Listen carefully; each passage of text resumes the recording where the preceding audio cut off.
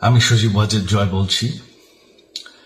আপনারা জানেন এই গত কয়েক সপ্তাহ ধরে আমাদের বাংলাদেশের যে গন্ডগোল সংকট চলছে, এই যে ছাত্রদের কোটা বিরোধী আন্দোলন, কোটার বিরুদ্ধে আমরাও ছিলাম। শুরু থেকেই আমাদের সরকার কোটা সরিয়ে দিয়েছে, আমাদের সরকার তাদের সম্পূর্ণ দাবি মেনে নিয়েছে। এটা আদালতের একটা রায় ছিল, এটা আমাদের সরকারের করা ছিল না। তাও আমরা অ্যাপিল করে দ্রুত এই কোটা তুলে দেই। তাতেও আন্দোলনকারীরা সন্তুষ্ট না। আমরা তাদেরকে আলোচনায় ডেকেছি, আমরা একটা জুডিশিয়াল কমিশন করেছি যে সংঘর্ষে যে হত্যাকাণ্ড হয়েছে সেটার বিচারের জন্য। অনেক পুলিশ অফিসার যারা অতিরিক্ত ফোর্স ইউজ করেছে তাদেরকে আমরা সাসপেন্ড করেছি।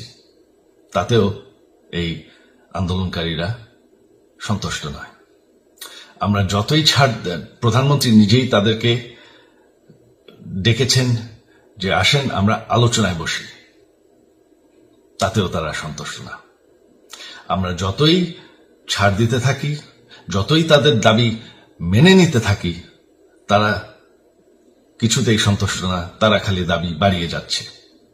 এখন দাবি হচ্ছে যে সরকারের পতন।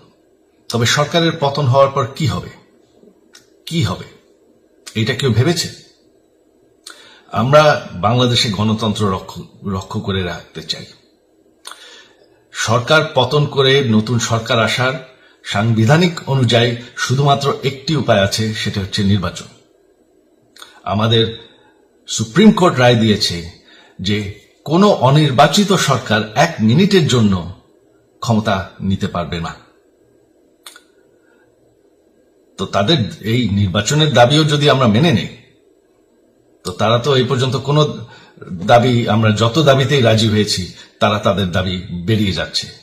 তার মানে কি, আমরা যদি এখন এই নির্বাচন, সরকার পতনের দাবিও মেনে নেই, তারা তখন দাবি করবে যে না, এই সরকারের আন্ডারে নির্বাচন, এই নির্বাচন আমরা মানব না। তখন কি হবে এটা কেউ ভেবেছে? জানি আমাদের সেই সুশীল সমাজ আবার আলোচনা করছে সেই তত্ত্বাবধায়ক সরকারের অভিজ্ঞতা তো আমাদের আছে। আপনারা ভুলে গেছেন সেই তত্ত্বাবধায়ক সরকারকে নষ্ট করে দেওয়া হয়েছিল বিএনপির আমলে ইলেকশন রিগ করার জন্য। তারপর যখন আরেক তত্ত্বাবধায়ক সরকার আসলো, দেশের কি অবস্থা হয়েছিল। শেষমেশ সবথেকে বড় কথা যে আমাদের সংবিধানে স্পষ্ট বলা আছে এবং আমাদের সুপ্রিম কোর্ট রায় দিয়েছে যে অনির্বাচিত সরকার 1 মিনিটের জন্য দেশের ক্ষমতায় থাকতে পারবে না। আমরা আওয়ামী লীগ, আমরা আন্দোলন করেছি, আন্দোলন করে এই দেশকে স্বাধীন করেছি, আন্দোলন করে গণতন্ত্র ফিরে এনেছি, আন্দোলন করে আমরা দেশের উন্নয়ন করেছি। আপনারা যে বঙ্গবন্ধুর মেয়ে শেখ হাসিনার বিরুদ্ধে বলছেন, আজকে শেখ হাসিনা না থাকলে বাংলাদেশ এতদূর আসতে পারত? অসম্ভব। কেউ কল্পনা করতে পারে নাই যে বাংলাদেশ এরকম উন্নতি করবে, এরকম উন্নয়ন হবে। ঠিক আছে, শেখ হাসিনার পর আপনাদের কি হবে সেটা আমারও চিন্তার বিষয় না, আমার পরিবারের আর চিন্তার বিষয় না, আপনারা বুঝবেন। তবে এইভাবে সংঘর্ষ করে, হত্যাকাণ্ড করে ক্ষমতা দখল করা যাবে না। এটা আর আন্দোলন না। যখন পুলিশ হত্যা করা হচ্ছে, নিরীহ মানুষের উপর হত্যাকাণ্ড চলছে, মানুষের বাসায় আগুন দেওয়া হচ্ছে, জার্নালিস্টদেরকে হত্যা করা হচ্ছে, এটা হয়ে গেছে সন্ত্রাস। আর সন্ত্রাস মোকাবেলা শুধুমাত্র একটি ভাবে করা যায়। আমার অনুরোধ, আমাদের ল এনফোর্সমেন্ট, আমরা অনেক ধৈর্য ধরেছি, তবে এখন আর এটা সহ্য করা যাবে না। ল এনফোর্সমেন্ট এজেন্সি, বিজিবি এবং কি আমাদের মিলিটারির প্রতি আমার আহ্বান যে আপনাদের দায়িত্ব হচ্ছে আমাদের দেশের মানুষকে নিরাপদ রাখা।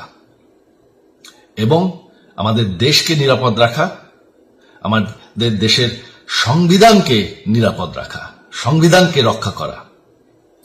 তার মানে 1 মিনিটের জন্য কোনো অনির্বাচিত সরকার আমাদের ক্ষমতায় আসতে দিবেন না।